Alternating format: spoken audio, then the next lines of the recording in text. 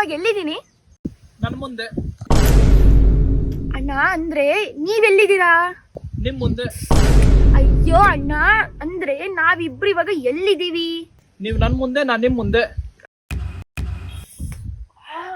ಅಯ್ಯೋ ಅಣ್ಣ, ಅಂದ್ರೆ ಇದು ಯಾವ ಜಾಗ?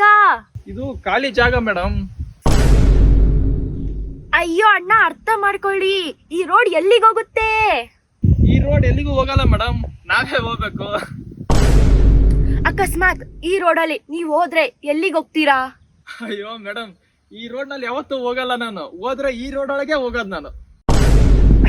ಅಕಸ್ಮಾತ್ ನೀವೀಗ ದಾವಣಗೆರೆಗೆ ಹೋಗ್ಬೇಕಂದ್ರೆ ಹೆಂಗ್ ಹೋಗ್ತೀರಾ?